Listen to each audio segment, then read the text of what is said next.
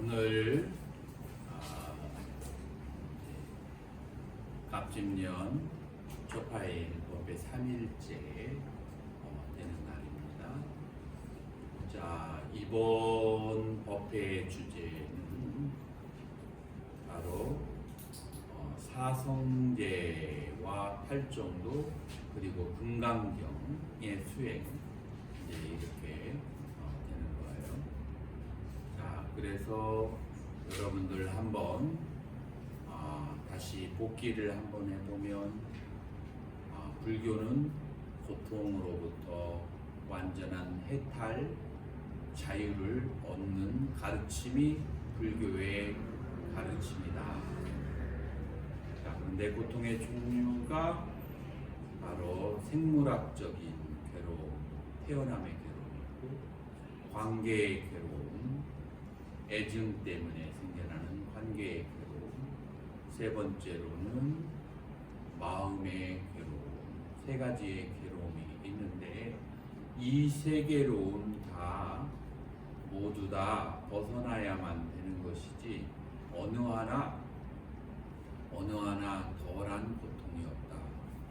몸이 극심한 병에 사로잡혀 있을 때 죽음에 대한 공포와 함께 오며오는 고통, 이거는 인간이 누구나가 겪어야 되는데 이 고통도 무시 못하는 괴로움이고, 사랑하는 사람이 마음이 다른 곳에 가 있고 내가 싫어하는 사람이 같은 공간에 있을 때 이 괴로움도 무시 못하는 괴로움이고, 그리고 내 혼자 가만히 있는데 과거의 트라우마나 아니면은 좋아했던 사랑했던 대상이 지금은 나의 곁에 없기 때문에 오는 상실감에 그런 추억들, 이런 고통들, 심리적인 괴로움도 쉬운 고통은 아니다.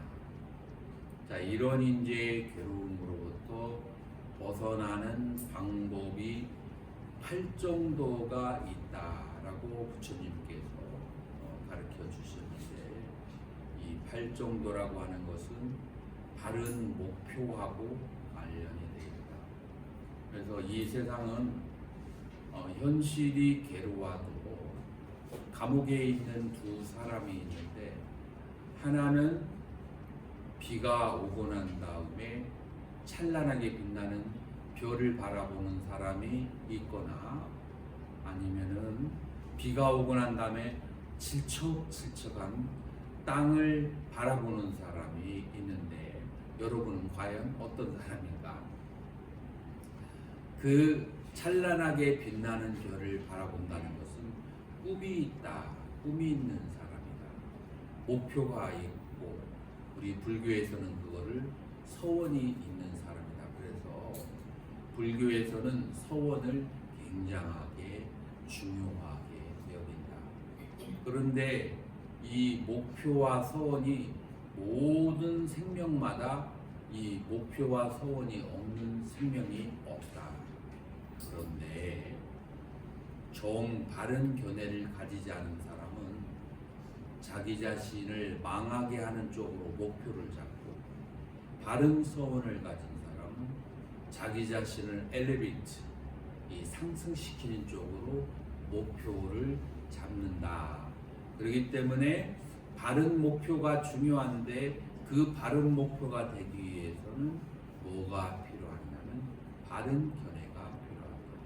그럼 무엇이 바른 견해인가? 콩을 심으면 콩이 나고 팥을 심으면 팥이 난다는 것이 바른 견해다. 자, 이거를 안 믿을 사람은 없는데, 이게 이제 내가 선행을 하면은 즐거움을 받고 내가 악행을 하면은 괴로움을 받는다고 하면 사람들이 안 믿으려고. 콩을 심으면 콩이 나고 팥을 심으면 팥이 난다는 것은 사람들이 믿지만, 선행을 심으면 그것은 행복이 되고 악행을 심으면 불행이 된다는 것을 그걸 안 믿는데, 그걸 안 믿는 사람은 사견이라고 하고, 그걸 믿는 사람은 바른 견해라고 한다. 그렇기 때문에 물질과 쾌락에 대해서 이 인과를 믿는 사람들은 나의 물질과 나의 쾌락을 나의 더 넓은 미래의 행복을 위해서 투자를 하게 되고, 이 인과를 믿지 않는 사람은 그런 사람들은 물질과 자기의 시간과 쾌락을 즐기는데 급급하다라고 하는 거예요. 그래서 인생관이 완전히 달라지게 돼요. 인과를 믿는 사람과 인과를 믿지 않는 사람들. 그래서 인과를 믿는 사람들은 말하는 것을 조심하고, 왜냐하면 말한 것대로 나에게 돌아오니까. 그 다음에 나의 행위를 조심하고, 왜냐하면 내가 안 좋은 행위를 하면 나와 나의 가족에게 안 좋은 결과가 닥치니까.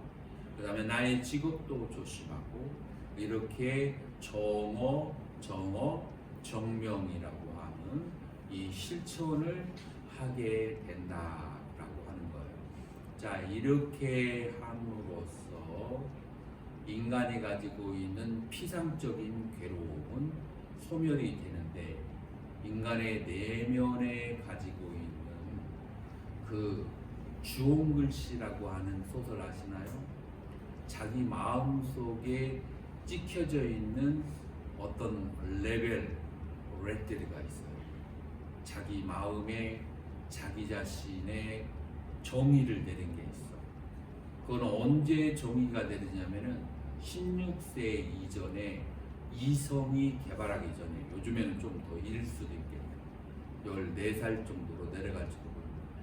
내 이성과 판단, 자아가 발생하기 전에 부모나 교사나 친구들에 대해, 나에게 대해서 뭐라고 규정을 짓는 게 있어요. 너는 나쁜 사람이야. 넌 나쁜 애야. 혹은 너는 게으른 애야. 너는 못생긴 애야.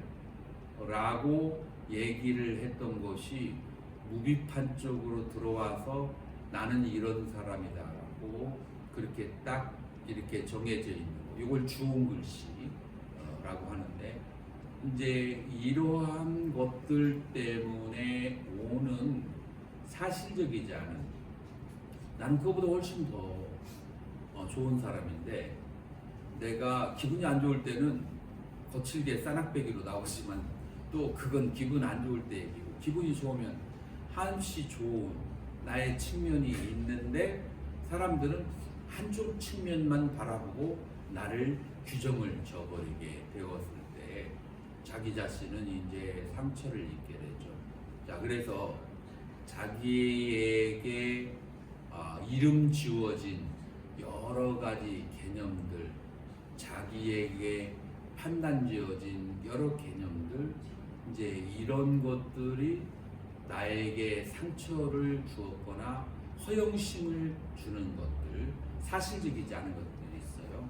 자, 이러한 내 마음에 씌어진 그 주홍글씨는 그것이 상처를 받았거나 허영심을 주었거나 하는 것들은 나의 일생의 괴로움으로 이끌어가요.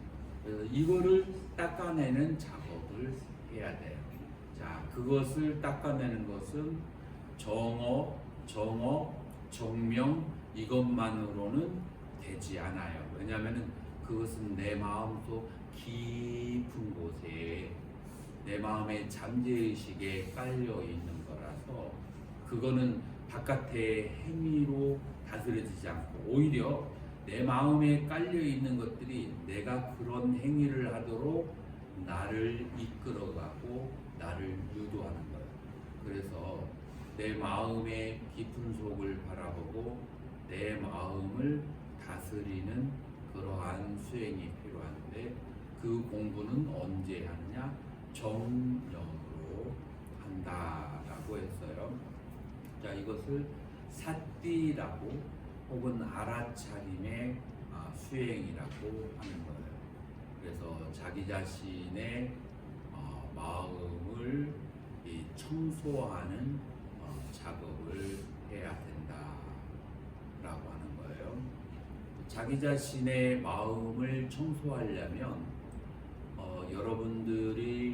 여러분들 집에 3층 밑에 지하실이 있다면, 그럼 여러분들 청소하려면 어떻게 해야 돼요? 1층에서 청소가 되나요? 안 돼요. 어디로 내려가야 돼요? 3층으로 내려가야 돼요. 그래서 엘리베이터를 타고 지하로 내려가야 돼요. 자, 그런데 여러분들은 지금 어디에 살고 있어요? 현재에 살고 있어요. 그래서 엘리베이터를 타고 좀처럼 내려갈 시간적 여유가 있을까요? 없을까요? 없어요. 시간이 좀 나면은 오용락을 줄긴이라고 바꾸고, 시간이 또 나면 가족들 돌봐야 되고, 그래도 시간이 남으면 골프 치러 가야 되고, 그래도 시간이 나오면 뭐 해야 돼요? 잠자야 돼. 그래서 내 마음속에 엘리베이터를 타고 내려갈 시간적 여유가 없는데, 지금 모든 내 인생의 문제는 거기서 벌어지고 있고, 내 몸에 있는 악취는 그 지하실에 있는 썩은 시체들에서 나는 거야.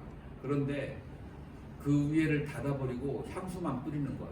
근데 그 향수가 이상한 향수가 냄새나는 거야. 밑에 있는 썩는 냄새하고 섞여가지고. 그래서 이 밑으로 내려가서 지하 3층을 정리하려면은 명상을 해야 된다.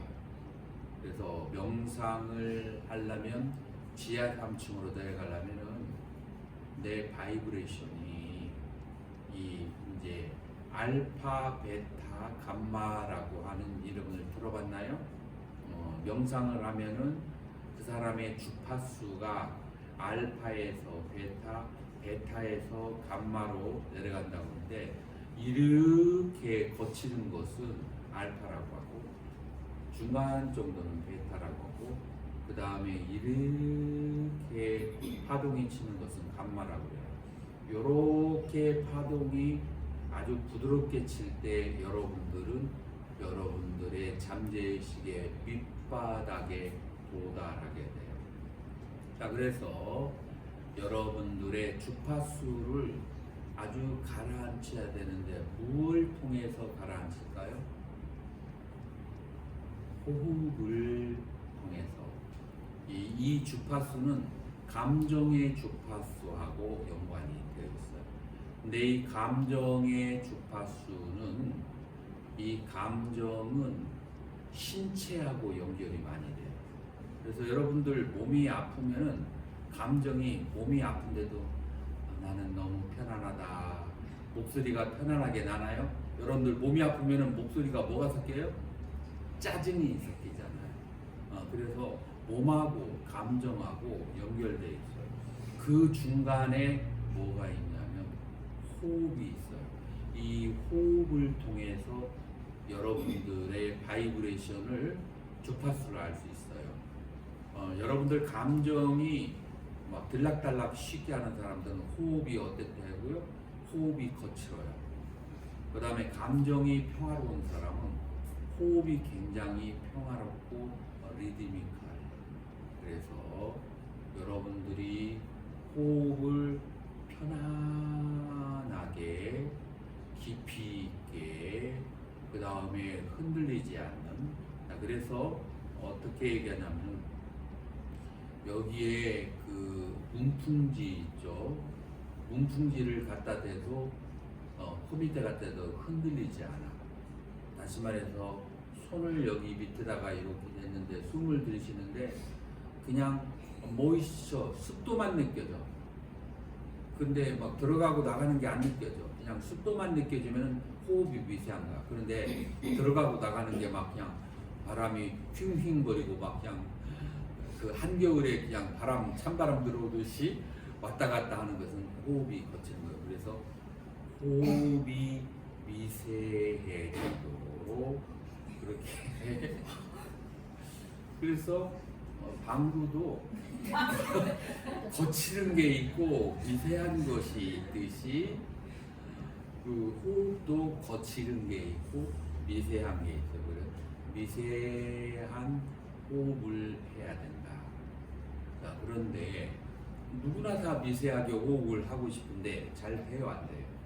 잘 안 돼요. 호흡이 미세하게 안 되는 것은 몸이 막혀 있으면 미세한 호흡이 이루어지지 않아요. 그러면 이 막혀 있는 것을 어떻게 뚫고서 호흡을 할까요? 요가를 하면서 호흡을 하는 게 그 중에 하나의 쉬운 방법이에요. 그래서 몸의 동작을 하면서 그러면서 호흡을 하면은 호흡이 쉽게 가라앉게 돼요. 근데 요가도 거칠은 요가 말고 미세한 동작을 하는 요가를 통해서 자 그렇게 해서 여러분들이 호흡이 가라앉고 안정되어 있고 여러분들의 마음이 과거나 미래로 가 있지 않고 호흡에 와 있으면 호흡이 편안하고 미세해지고 또 여러분들이 연구를 할 때 과거나 미래로 가 있지 않고 연불에만 집중이 되면은 갑자기 마음이 뚝 떨어지는 것 같으면서 아주 편안하고 가라앉은 상태에서 연불이 될 때가 있어요. 자, 이러한 것들이 주파수를 가라앉혀서 알파에서 베타로, 베타로, 감마로 가는 거예요. 자, 그러면 여러분들의 주파수가 가라앉으면 뭐가 떠오를까요? 자, 여러분들의 지하 3층에 수십 년 동안 가보지 않은 쥐가 다니다가 썩어서 냄새 나는 게 있고 지오줌, 똥오줌, 그 다음에 도마뱀박, 똥오줌박들이 있어. 위에서는 잘 몰라.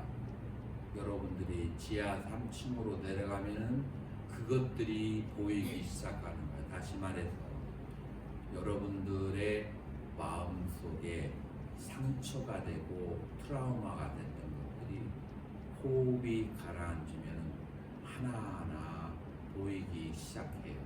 그럴까요? 여러분들이 기도하다가 이런 체험 많이 했을 거예요. 그냥 생각이 막 잡념이 많이 일어나는 거 다르고 그냥 기도를 해서 마음이 가라앉아 있는데 툭툭 보여지고 떠오르는 것들이 있어요. 자, 이렇게 호흡이 가라앉혀서 보여지고 떠오르는 것은 쳐다보고 바라보고 이해하면 그러면은 청소가 돼요. 그래서 어떤 상태에서 바라보냐면은 호흡이 가라앉은 상태에서 몸과 마음이 편안한 상태에서 바라보면 그게 이 purification, 청소가 되는데 호흡이 거치는 상태에서 몸과 감정이 안 좋은 상태에서 쳐다보잖아요. 편안했는데 그거 생각하면 다시 열불이 나고 화가 나. 다시 막이야. 오히려 명상을 안 했던 것보다 더도 못한 현상이 발생하게 돼요. 지금 잘 살고 있다 갑자기 옛날에 그 생각 안 했던 20년 전에 그 어떤 사건이 생각나서 열불이 나는 그럴 수가 있는데 그건 왜 그러냐면은 호흡이 가라앉지 않고 편안하지 않은 상태에서 바라보면은 그런 상태가 돼요. 그래서 첫 번째 호흡이 미세하게 가라앉은 상태에서 떠오르는 것을 바라보고 이해하고 용서하기. 요게 첫 번째 단계예요. 그래서 여러분들이 명상을 하면서 이제 기도를 하거나 혹은 좌선을 하면서 그러면서 여러분들의 지하실에 썩어 있는 시체들을 청소를 해야 돼요. 여러분들이 절에 와서 친구들을 만나서 맛있는 음식 먹고 웃고 떠들고 하는 거 나빠요? 좋아요? 좋아요. 좋은데 그것은 아무 데서나 어디에서도 할 수가 있는 거예요. 근데 절에 와서밖에 배울 수 없는 혹은 할 수 없는 그러한 특별한 것들이 있어요. 그러한 것들이 지금 내가 말한 내 마음의 지하실에 들어가서 여러 가지 묵어있는 안 좋은 그런 주홍 글씨와 같은 것들을 바라보고 씻어주는 작업, 그러한 작업을 해야 된다. 이것이 바로 1단계인데 먼저 호흡에 대한 집중을 해야 돼요.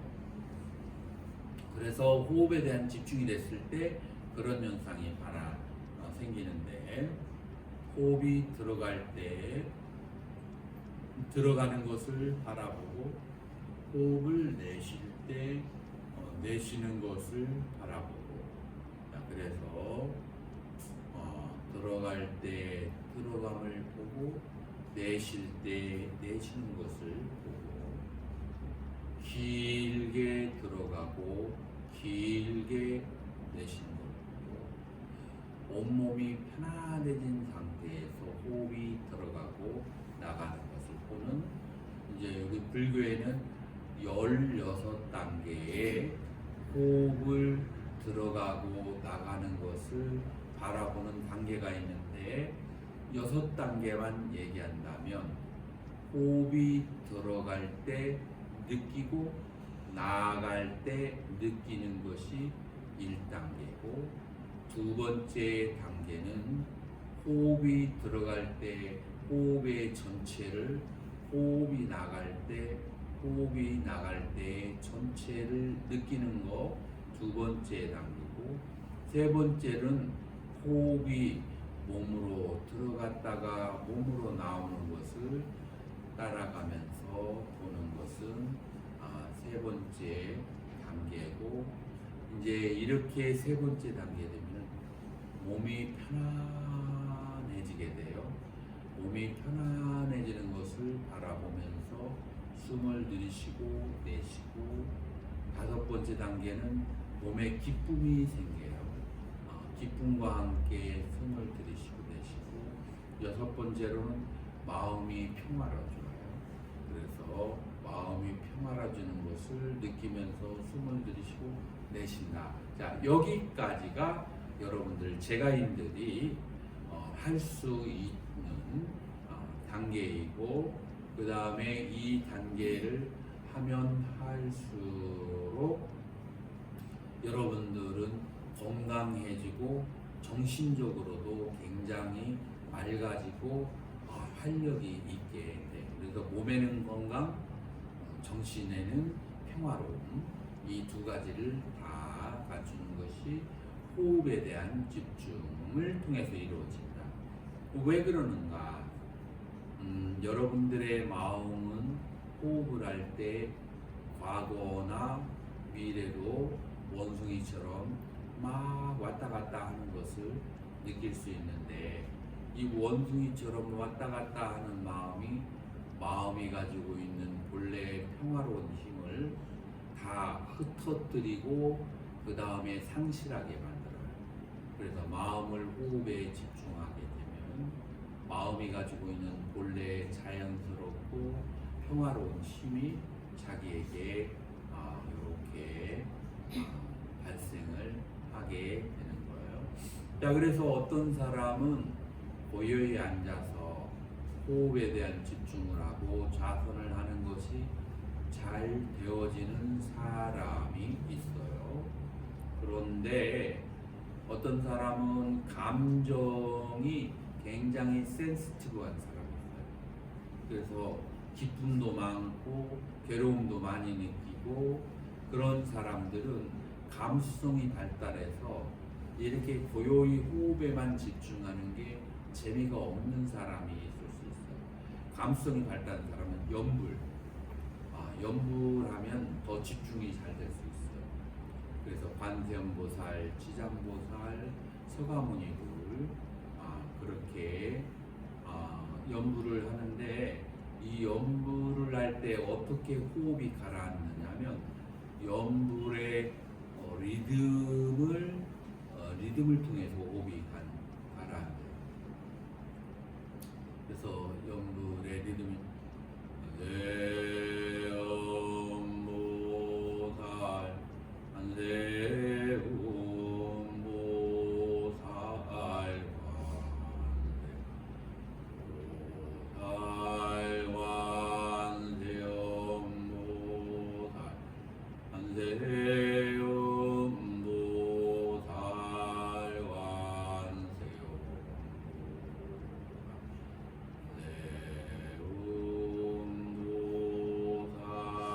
이렇게 편안하게 하면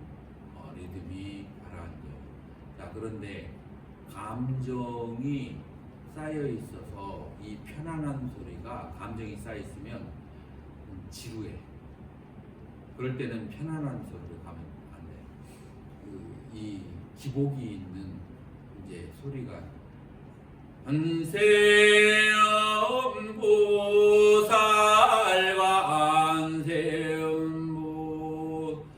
한세음보살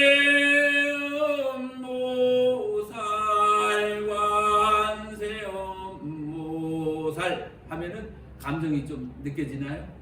그래서 감정이 있는 상태에서는 감정이 좀 애절하게 불러야 돼요. 근데 감정이 가라앉은 상태에서는 한세음보살 한세음보살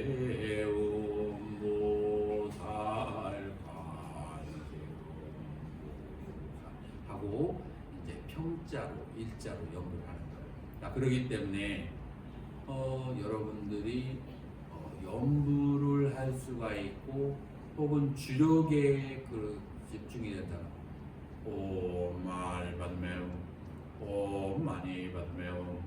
이제 옴마니 반매움이 티베트 쪽에서는 굉장히 저기죠. 이 주력에는 소리를 통해서 오장육부를 편안하게 해주는 그런 비법이 있어요.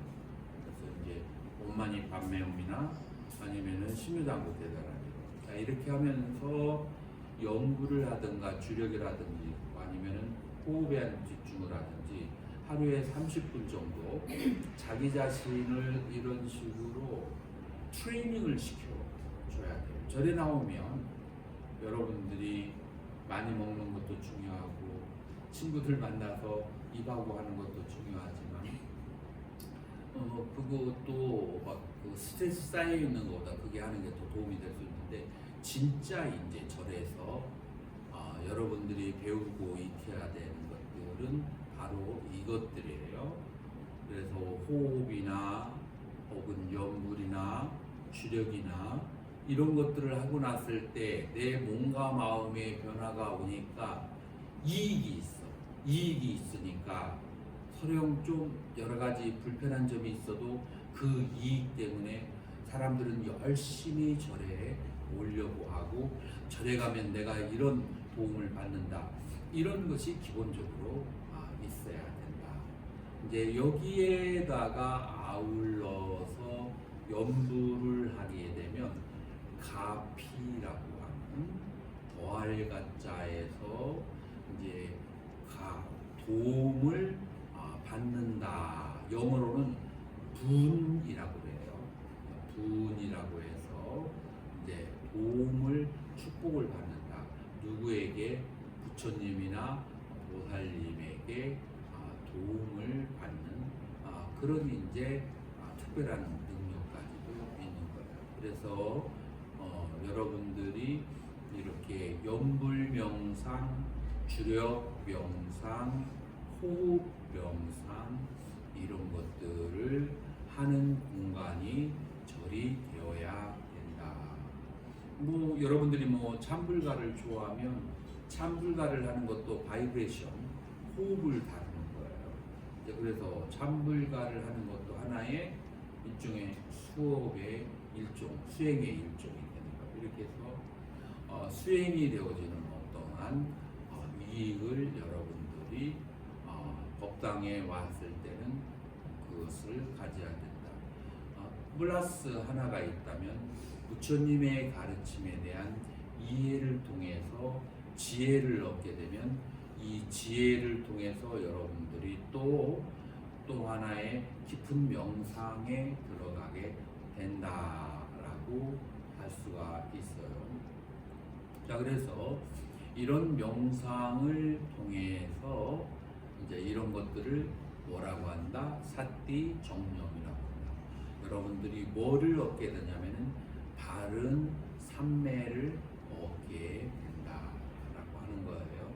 이 바른 삼매를 얻게 되면 여러분들의 마음이 첫 번째 평화로워지고 두 번째로는 자기의 견해에 대해서 꽉 사로잡혀 있지 않아요. 삼매. 보통 사람들은 내 인생의 견해와 주관이 뚜렷하고 분명해요. 그래서 내 견해가 없으면 물에 술 탄지 술에 물 탄지 몰라. 이 사람이 불자인지 불자가 아닌지도 몰라. 견해가 너무 있으면 그러면은 불자들과 가는 곳곳마다 여기서 부딪히고 저기서 부딪히고 가는 곳마다 부딪히고 숨 쉴 때 부딪히고 앉았다 일어날 때 부딪히게 되는 거야. 그래서 견해가 있어도 안 되고 없어도 안 되는 걸 뭐라고 하는가? 중도의 지혜라고 한다. 그래서 중도의 지혜가 발생하는데 이제 어떤 것이 중도에 대한 지혜냐면은 아무 것에도 집착하지 않는 상태. 자, 그래서 오늘 금강경에서는 이러한 지혜를 뭐라고 했는지 한번 보자고요. 자, 여러분들 금강경을 보시면 2장에 장로 수보리가 대중 가운데 앉아 있다가 그리고 일어서서 부처님께 질문을 하는 거예요. 뭐라고 질문하냐면 거기에 한문 나와 있나요? 한문 없어요? 한문책이에요? 둘 다 있어요? 세존 선남자 선여인 발 안욕따라 삼맥 삼보리심 응은 하주 운하 항복 기심 있고 보셨나요? 2장의 마지막 쯤에 세존 선남자. 자, 찾으신 분 따라서 읽어주세요. 세존 선남자 선여인 발 안욕따라 삼맥 삼보리심 응은 하주 운하 항복 기심 있고 라고 해요. 이게 원어가 산스크리트예요. 산스크리트에서는 뭐라고 하냐면은 내가 한번 읽어볼게요. 딴바가반 보디사트바야나 삼프라스티테나 꿀라푸트레나바 꿀라트위트라바 스타타부얌 까땀 프라티파타부얌 까땀 찌땀 프라그라이타부얌 이라고 하는 거예요. 자, 이거를 번역하면 이제 산스크리트 원본에서 번역하면 세존이시여 보살도를 수행하려고 하는 사람들은 마음을 어디에 머물러야 되고 그 다음에 수행을 어떻게 밟아 나가야 되고 세 번째 마음을 어떻게 항복받아야 됩니까? 금강경의 주제예요. 금강경의 주제가 뭐냐면은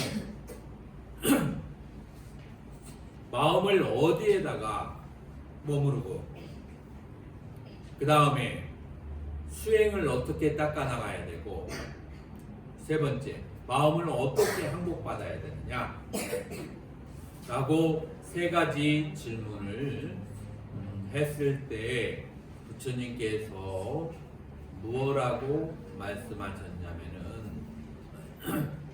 첫 번째 마음을 어디에 두어야 하는가? 어디에다가 마음을 두어야 돼요? 내 마음은 내 안을 쳐다볼까요? 바깥을 쳐다볼까요? 내 마음의 기능은 바깥을 쳐다보는 것을 아는 기능을 하고 있어요. 그래서 눈, 귀, 코, 혀, 몸 다 어디를 향해 있어요? 외부 대상을 향해 있어요. 그래서 눈, 귀, 코, 혀, 몸으로 바깥의 것을 보았을 때 마음을 어떻게 머물러요? 마음을 어디에 두어야 되냐면은 중생들을 바라봤을 때 연민심을 두어야 합니다. 자, 이렇게 마음을 내는 사람은 다르게 수행하는 사람이고, 중생들을 바라봤을 때 기본적으로 눈에 뭐가 보죠? 상대방의 허물이 보이죠.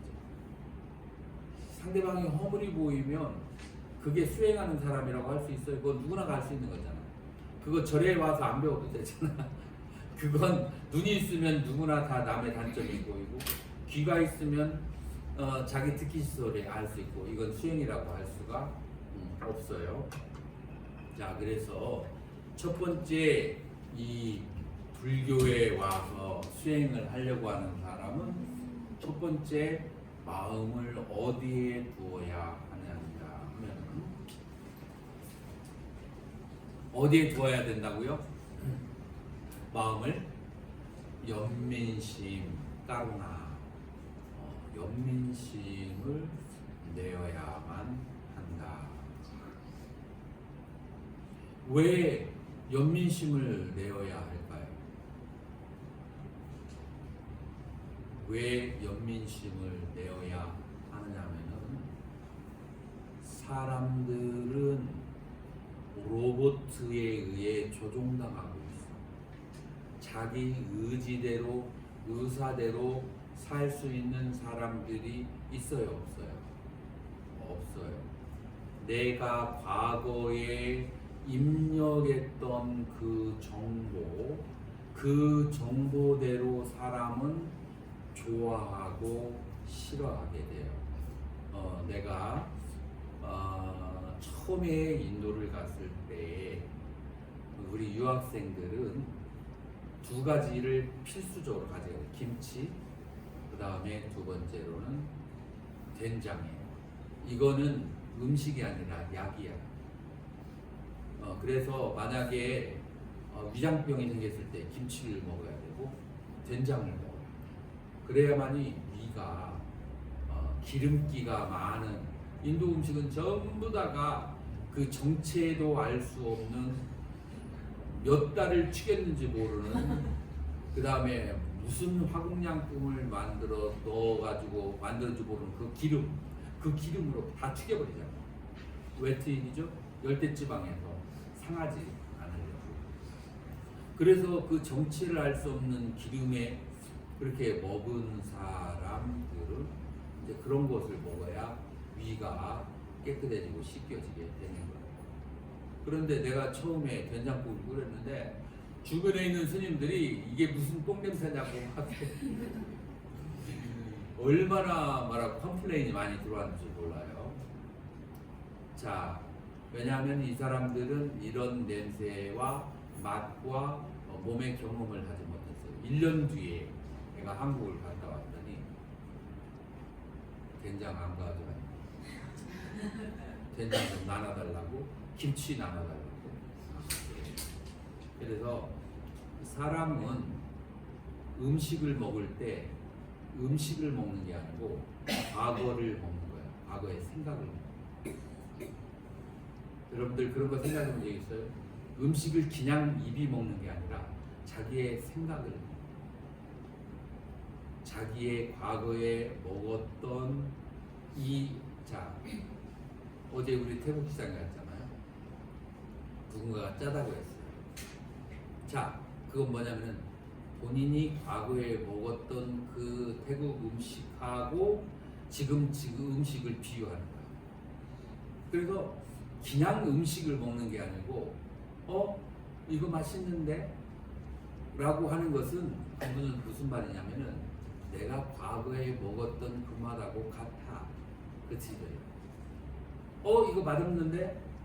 내가 과거에 그 먹었던 음식하고 달라. 그러면 맛이 없는 거예요. 그래서 사람들은 음식을 혀로 먹는 게 아니라 생각으로 음식을 먹는 거예요. 여러분들이 잘 관찰을 해보면 특히 여러분들이 밥상에서 이제 집안의 식구들에게 남편이나 아이들에게 차려주면은 이 사람들은 맛 자체로 평가하지 않고 이거 맛이 좀 틀린데 과거에 생각하고 연결을 시켜요. 마찬가지로 인간이라고 하는 것은 자기의 과거에 입력된 생각대로만 판단하고 사는 거예요. 이 입력된 것으로 여러분들이 정치를 보면서 시비를 얘기할 때도 내가 가지고 있는 입력된 정보에 의해서 시비를 판단을 하게 돼요. 그러니까 여러분들에게 여러분들 AI에게 그 정보를 주면은 그 정보대로 판단하는 것처럼 여러분들도 똑같은 신세예요.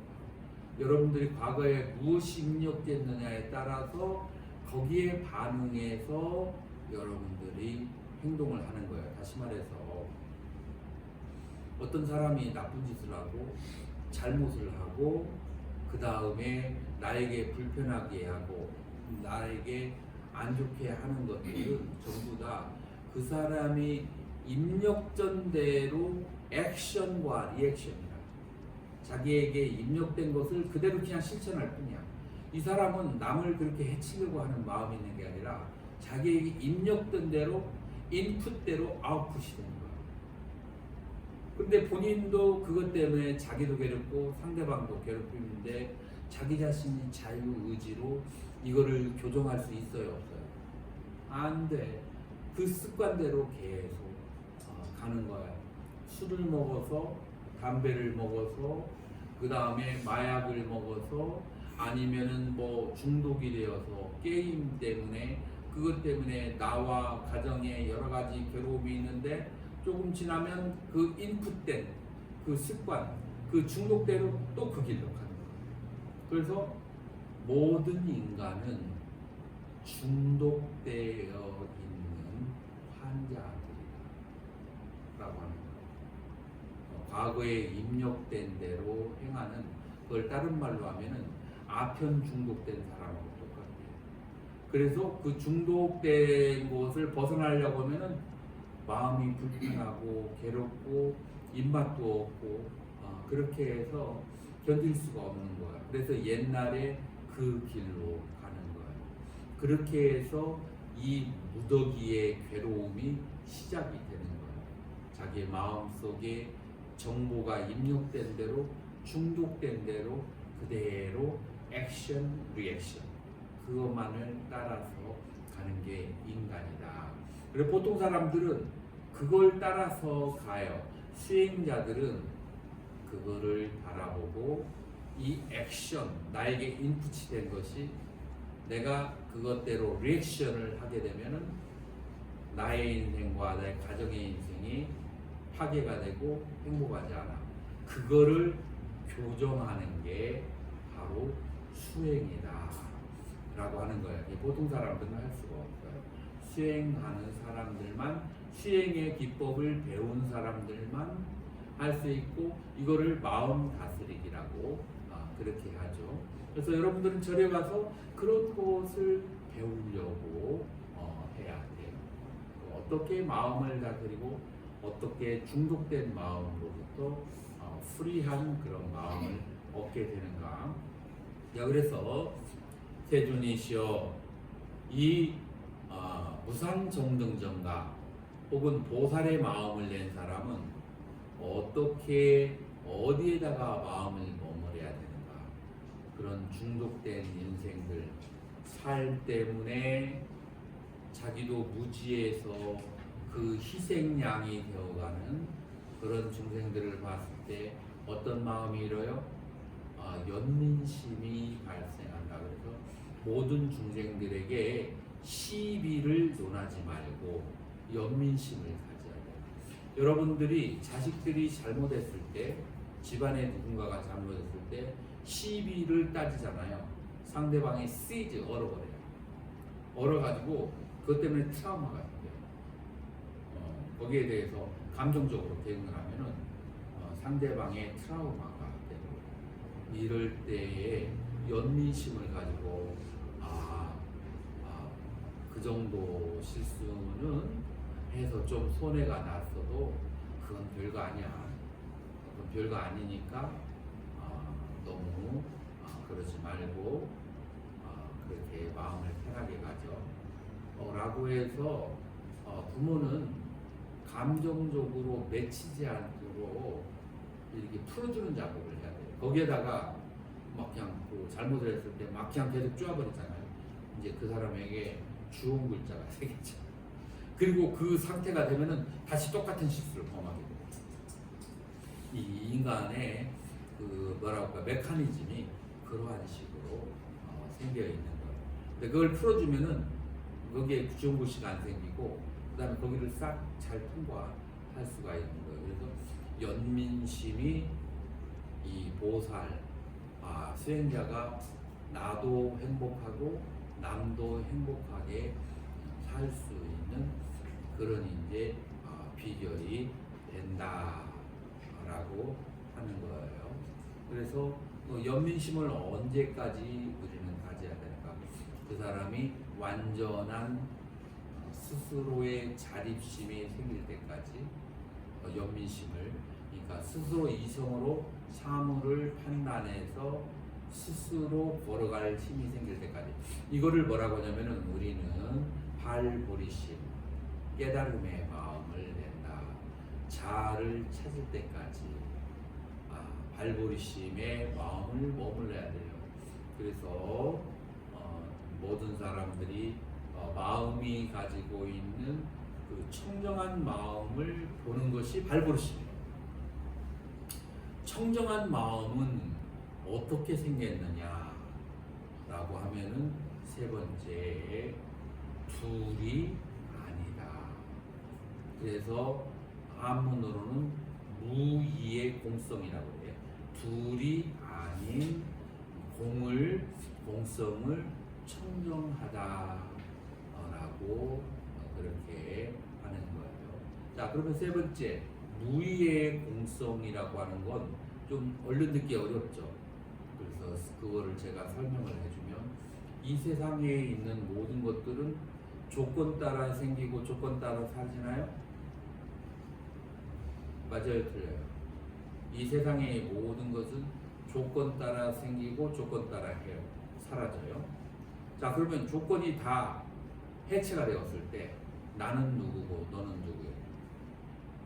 조건에 의해서 나는 만들어졌고, 자, 나의 몸은 지소화풍 4대 조건에 의해서, 나가 가지고 있는 직은 여러 가지 조건에 의해서 만들어졌고, 자, 그래서 나의 정신과 몸은 조건에 의해서 만들어진, 조건이 만나기 이전으로 되돌아가 버리면 나는 그럼 누구예요? 그 뭐라고 말할 수가 있어요, 없어요? 그거를 공성이라고 해요. 모든 조건이 이루어질 때 그 공의 상태에는 나와 너와 그의 차별이 있을까요, 없을까요? 그래서 무기, 둘이 아닌 공이라고 해요. 여기에는 나와 너와 그 다음에 그의 차별이 없어요. 모든 것이 평등한 상태라고 얘기해요. 성철 스님은 이걸 뭐라고 하냐면은, 첫 번째, 산은 산이고 물은 물이야. 그죠?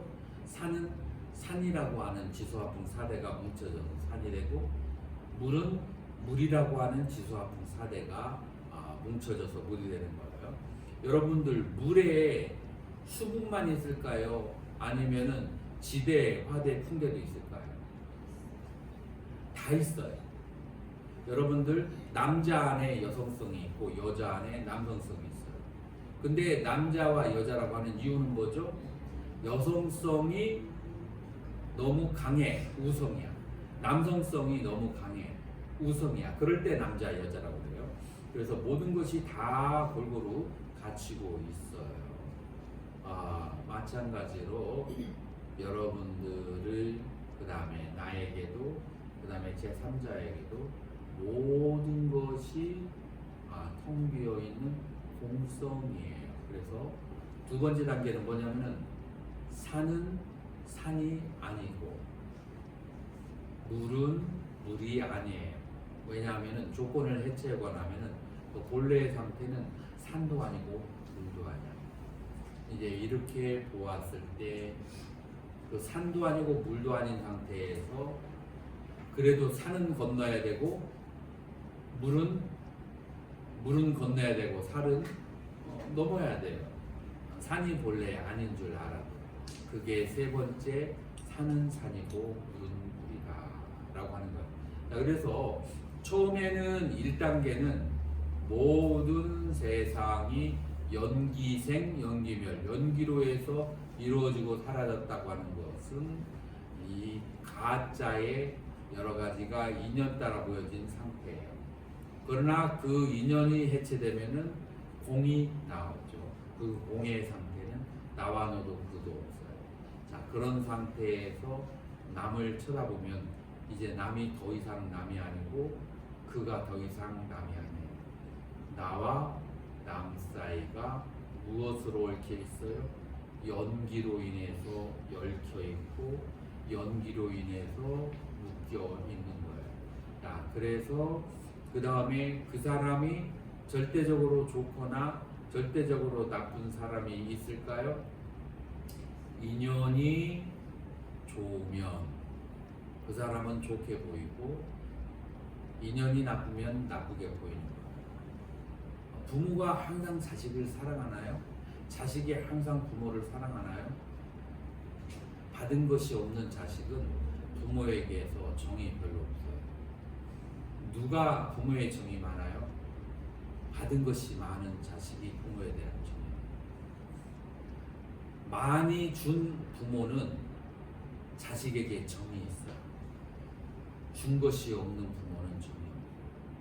부모와 자식 간의 관계도 이러한 조건에 따라서 정이 강하거나 사랑이 더 강하거나 사랑이 더 약한 거예요. 그래서 부모와 자식의 사랑에도 조건에 의해서 생하고 조건에 의해서 사라지는 거예요. 그 나머지는 말할 것도 없죠. 그래서 내 옆에 있는 친구가 좋은 사람이다 라고 생각이 된다면 이때 이 사람은 무조건 좋은 사람이야 라고 생각하면 큰 문제가 됩니다. 부부관계에서도 무조건적으로 이 사람은 나를 좋아해 사랑해 라고 생각하면은 아침에 눈곱도 안 띄고 그 다음에 이에다가 막 그냥 빨간 고춧가루 끼고 이제 그렇게 하잖아요. 무조건적 사랑이라고 생각하고 자기 자신의 단도리를 하지 않으면 상대방이 실증낼 수 있어요. 어떻게 알아야 된다? 사랑도 조건에 의해서 발생하고 그 다음에 조건에 의해서 사라지고 미움도 조건에 의해서 발생하고 조건에 의해서 사라집니다. 그래서 내 친구는 항상 내 편이야 라고 생각해서 내가 중간중간 돌봐주지 않고 나눠주지 않고 좋은 말 하지 않잖아요. 언젠가 그 친구가 나의 적이 될 때가 있어요. 그런 거 체험해봤어요? 안 해봤어요? 네. 체험해봤어요? 그래서 이건 우주의 진리야. 그래서 영원한 친구도 없고 영원한 적도 없는 것이 그게 바로 불교가 말하는 공성이야. 영원한 사랑도 없고 영원한 그런 미움도 존재하지 않아. 자, 그것이 공성이야. 그거를 안 사람들은 상대방을 가족과 친구를 어떻게 다루겠어요? 손님처럼 예의 있게 대하는 거예요. 부부관계가 가장 틀어지는 첫 번째 이유는 뭘까요? 두 가지. 사랑이 식어서 부부관계가 틀어질까요? 예의가 없어서 틀어질까요? 예의가. 네. 나도 배웠어요. 사랑이 식어도 살 수 있대요. 근데 예절이 없는 사람, 부인이 남편에게, 남편이 부인에게 하대하고 함부로 막대하면 그러면 이혼하는 거로 말하죠. 이제 공성을 여러분들이 터득한 사람들은 항상 예의 있게 대하고 항상 내가 어떻게 나의 가족에게 유익한 사람이 될까? 나의 친구에게 유익한 사람이 될까? 왜 그래요? 좋은 관계는 존재하지 않아. 내가 항상 좋은 모습을 보여줬을 때 좋은 관계가 그렇게 유지되는 것이지 그냥 조건 없이 좋은 관계라는 것은 존재하지 않기 때문에 항상 내게 남에게 베풀고 참고 좋은 일을 하면서 사는 거예요. 그렇게 됐을 때 이 사랑과 그 다음에 이 친구 관계와 모든 것은 건전하게 유지가 잘 되는 거, 그거를 바로 사는 산이고 물은 물이다의 세 번째. 이 공성을 안 사람은 항상 내가 무언가를 남에게 좋은 모습으로 보여주려고 하고 좋은 관계를 맺으려고 하는 거예요. 그 공성을 모르는 사람은 우리는 부부니까 자식이니까 내가 그렇게 예절 있게 내가 잘하지 않아도 저절로 그 사랑과 그 우정은 변하지 않을 거라고 생각을 하면은, 그러면은 내가 항상 노력하지 않고 예의 없는 사람이 되게 돼. 그거는 1단계에 사는 산이고 물물이라. 그래서 1단계와 3단계의 차이는 공성을 알기 때문에 모든 것은 조건에 의해서 발생하니까 내가 좋은 관계를 가지려면 그 좋은 조건을 계속해서 노력하는 것이다. 이것이 바로 여러분들 금강경의 가르침의 핵심이에요. 여러분들이 금강경을 읽다가 보면은 공덕은 공덕이 아니기 때문에 공덕이라고 하느니라 등등으로 해서 32장까지 계속해서 뭐는 뭐뭇이 아니기 때문에 뭐뭐라고 하나니라가 계속 연결이 반야바라밀은 반야바라밀이 아니기 때문에 반야바라밀이라고 하느니라. 칠보의 보석은 보석이 아니기 때문에 보석이라고 하느니라 라는 그런 이제 말이 나오는데 그것이 바로 무상 모양 없음의 도리예요. 그래서 모든 모양이 있는 것은 모양이 없이 있기 때문에 모양이라고 하느니라. 이게 이제 불법이 도리고, 그래서 무상주라고 합니다. 모양 없음에 머무르라 라고 이제 하는 거예요. 자, 그래서 이제 금강경의 가르침을 크게 두 개로 말하자면은, 첫 번째로는 마음을 어디에 머물러야 되는가?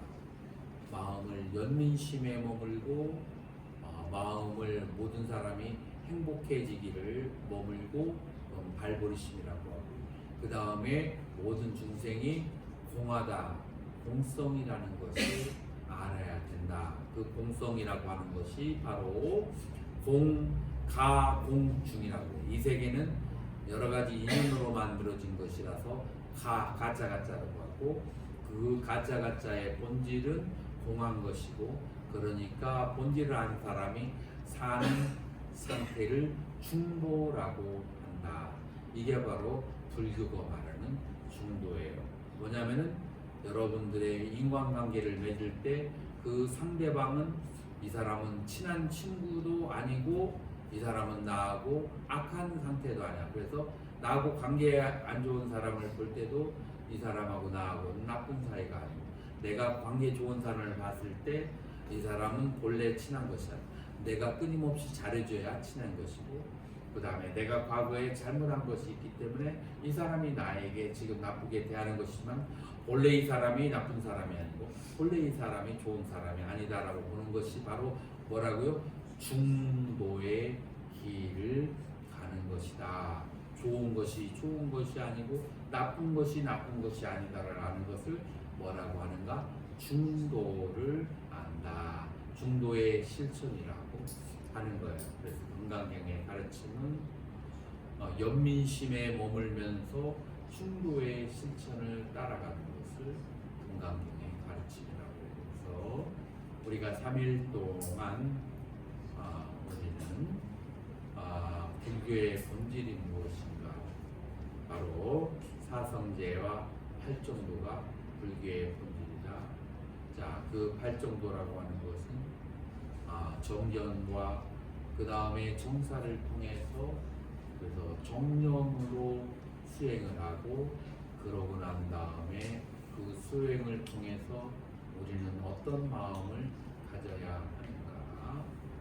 그것이 바로 연민심과 그 다음에 공성에 대한 그런 자각. 그래서 모든 것은 가로 이루어졌고 그것은 공하며 그걸고 그것을 알고 실천하는 것을 중도. 좋은 것도 좋은 것이 아니고 싫은 것도 싫은 것이 아니고 친구도 친구가 아니고 적도 적이 아닌 것이야. 옳은 것이 옳은 것이 아니고 그런 것도 그런 것이 아니라는 것을 아는 것을 중도라고 한다. 여러분들이 올해 한 해도 이와 같은 부처님의 가르침을 통해서 감표를 받으시고 모두가 여러 가지 난관들을 지혜롭고 슬기롭게 그렇게 극복하셔가지고 항상 행복한 삶을